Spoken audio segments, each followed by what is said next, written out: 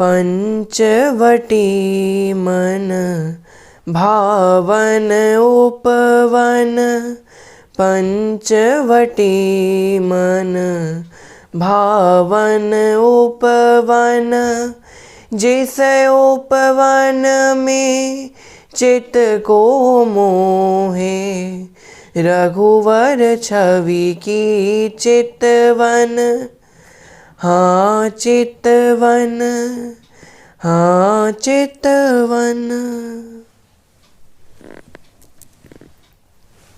तो जिस प्रकार पिछले भाग में हमने जाना कि श्री राम जी को जैसे समाचार प्राप्त होता है कि उनके पिता महाराज दशरथ ने उनको कैकेयी माता के कक्ष में बुलाया है, तब राम जी वहाँ पर जाते हैं। कैकेयी माता उनको अपने पूर्व में जो दशरथ जी ने उनको वरदान दिए थे उनके बारे में बताती हैं। यहाँ पर राम जी उन दोनों वरदानों को बड़े ही खुशी से ही स्वीकार कर लेते हैं। यहाँ पर राम जी जाते हैं महारानी कौशल्या के कक्ष में और उनसे आज्ञा लेने के लिए, माते अब 14 वर्ष के बाद ही आपके दर्शन होंगे। यहाँ पर कौशल्या माता भी अपने हृदय पर पत्थर रखकर उन्हें आज्ञा देती हैं। यहाँ पर जैसे ही राम जी अब जाने वाले थे और माताओं से आज्ञा लेने के लिए, वैसे ही वहाँ पर आ जाती है सीता माता। यहाँ पर सीता माता और कौशल्या माता जैसे सीता माता को देखती हैं, वो बहुत ही भाव विवल हो जाती हैं। यहाँ पर अब आगे क्या क्या होता है इसके बारे में हम आज के सत्र में जानेंगे। तो आइए आज की कथा को आरंभ करते हैं।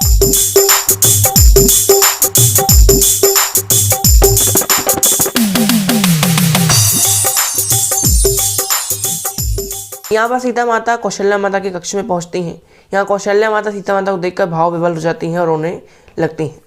यहाँ सीता माता कहती हैं कि माते आप चिंतित ना हो, मुझे सब पता चल गया कि अब यहाँ पर क्या हुआ था, इसलिए अब मैं भी आपसे जाने के लिए आज्ञा मांगने आई हूँ। तब यहाँ पर कौशल्या माता कहती है, अरे बेटी तू कहाँ जाएगी, अब जनकपुर जाएगी क्या? नहीं बेटी, अगर तुम यहाँ से मत जाओ, क्योंकि अगर तुम यहाँ चली गई मेरे जीने की कोई वजह ही यहाँ पर नहीं बचेगी, तो तुम मत जाओ। राम जा रहा है तो कम से कम मैं तुम्हारे सहारे तो इस यहाँ पर जी पाऊँगी, वरना मैं जीते जी ही मर जाऊँगी। तब यहाँ पर सीता माता कहती हैं, माते मैं अपने पिता जनक जी के यहाँ नहीं जा रही। मेरे पिता ने जब मुझे विदा किया था तब ये कहा था कि बेटी अब तेरा इस जनकपुरी से कोई भी रिश्ता नाता नहीं है, अब तुम वहीं की हो वहीं की रहोगी। इसीलिए मैं अब अपने प्राणनाथ भगवान श्री राम के साथ वन में जा रही हूँ। अब वन में जाने की बात सुनी तो और कौशल्या माता और दुखी हो गई। राम जी कहते, सीते ये तुम क्या कह रही हो? वन का अर्थ भी जानती हो तुम क्या होता है? जिस सुकुमारी के लिए फूल भी उठाना भारी है, यानी जो फूल के अगर बिस्तर पे बिछा दिए जाएँ तो भी उन्हें गड़ें, ऐसी सुकुमारी अगर वन में रहेगी तो कैसा होगा? वन के संकटों को तुम नहीं जानती हो।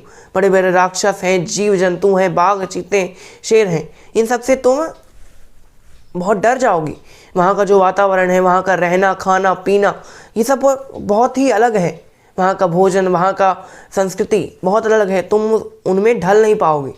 सीता माता कहती हैं कि अगर मेरे प्रभु साथ हैं तो कुछ भी असंभव नहीं। अगर आप मेरे साथ रहेंगे तो कोई राक्षस कोई जीव जंतु हो तो मेरा कुछ नहीं बिगाड़ सकता। अगर आप मेरे साथ हैं तो मैं हर प्रकार की संस्कृति को सहने के लिए तैयार हूँ। अगर आप मेरे साथ हैं तो हर प्रकार की दुविधा को, हर प्रकार के संकटों को मैं सह जाऊंगी। बस आपका साथ होना मेरे लिए आवश्यक है। एक आर्य नारी के लिए अपना पति ही सब कुछ होता है। मेरी माता ने मुझे जब विदा किया था तब एक सीख दी थी कि बेटी अपने पति के नक्शे कदमों पर चलना, यानी जहाँ तुम्हारा पति जाए वहाँ जाना, अपने पति की हमेशा सेवा करना। और अगर मैं आपसे दूर रहूँगी तो आपकी सेवा में कैसे कर पाऊँगी? राम जी कहते हैं, देखो सीते तुम समझ नहीं रही हो, तुम वन के कष्टों को सह नहीं पाओगी। तुम हमेशा राजकुमारी की तरह एक महल में रही हो, तुम वन में नहीं रह सकोगी। तब वह सीता माता कहती हैं, अब सीता माता ने एक बात कही है जो ऐसा बताती है यहाँ पर कि ये जो रामायण है वो एक बार नहीं हर कल्प में घटती आ रही है, घटती रहेगी। हर मनवंतर में रामायण घटेगी। जब जब त्रेता युग आए तब तक रामायण घटेगी। ये सारी बातें, ये जो कथन है वो स्पष्ट करता है कि अभी जो हम ये काम कर रहे हैं वो आगे भी हम करेंगे और आगे भी हमने पहले भी कभी ये काम किया हुआ है। यहाँ सीता माता कहती हैं कि श्री राम, मैं तो हर रामायण में आपके साथ वन जाती हूँ, तो इस रामायण में क्यों नहीं जाऊँगी। अब ये बातें सुनी तो राम जी एक समय के लिए आश्चर्यचकित से रह जाते हैं। राम जी फिर भी समझाते हैं। तब यह सीता माता कहती हैं, अच्छा ठीक है, अगर आप मुझे नहीं ले जाना चाहते तो आपको एक दिन के लिए यहाँ अयोध्या में रुकना पड़ेगा। राम जी ने कहा, क्यों। सीता माता ने कहा, मेरी चिता को अग्नि कौन देगा। राम जी ने कहा, अरे ये तुम क्या कह रही हो। सीता ने कहा, हाँ, अगर आप वन में जाएंगे तो मेरे प्राण तो आपके पीछे पीछे चले जाएंगे, तो यहाँ पर मृत शरीर को रखकर मैं क्या करूँगी, तो मैं आपके साथ जाना चाहती हूँ। राम जी जो है बहुत मनाने का प्रयास करते, सीता माता नहीं मानती। तब यहाँ राम जी सीता माता को ले जाने के लिए तैयार हो जाते हैं। यहाँ पर अब सीता माता और राम जी अब जाने के लिए तैयार हो गए। यहाँ पर अब लक्ष्मण जी आते हैं कौशल्या माता के कक्ष में।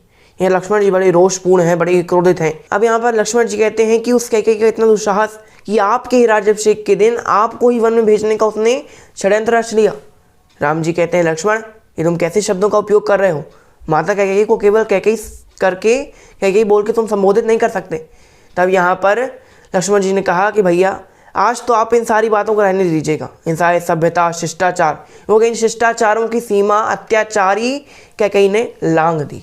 अब यहाँ लक्ष्मण जी कहते हैं कि कैकेयी माता तो कैकेयी माता, यहाँ पर पिताजी ने भी ऐसा कैसे कठोर हृदय कर लिया। यानी एक दिन पहले अभी कहा कि राज्याभिषेक और दूसरे दिन दे दिया वनवास। लेकिन आप चिंतित मत होइए, अगर दशरथ जी तो क्या, अगर साक्षात दशरथ जी की पूरी चतुरंगिणी सेना भी यहाँ पर आ जाए तो भी मैं उसको एक साथ लोहा लेने के लिए तैयार हूँ, यानी उसका सामना मैं कर सकता हूँ, तो आप चिंतित ना हो। और अगर भरत भी आ गया ना तो उसको भी मैं उसकी नानी याद दिला दूंगा, यानी उनको उसका सामना करूंगा। तब यहाँ पर राम जी कहते हैं, तुम ऐसे कैसे कह सकते हो, तुम्हारे पिता हैं। यहाँ लक्ष्मण जी कहते हैं कि वो केवल एक स्त्री के मोह जाल में फंसे हुए एक पुरुष हैं। यहाँ पर राम जी कहते हैं, तुम उनकी दुविधा को समझ नहीं रहे हो लक्ष्मण, केवल उन पर आक्षेप पे आक्षेप लगाए जा रहे हो। तब यहाँ पर लक्ष्मण जी ने कहा, कैसी दुविधा, ये तो सरासर एक स्त्री का षड्यंत्र है जिस माया जाल में हमारे पिताजी फंस चुके हैं। राम जी कहते हैं कि देखो, तुम समझ नहीं रहे हो, हमारी माता कैकेयी ने महाराज दशरथ से 2 वरदान मांगे थे। उनमें से पहला वरदान है भरत को राज्याभिषेक और दूसरा वरदान है मुझे 14 वर्ष का वनवास।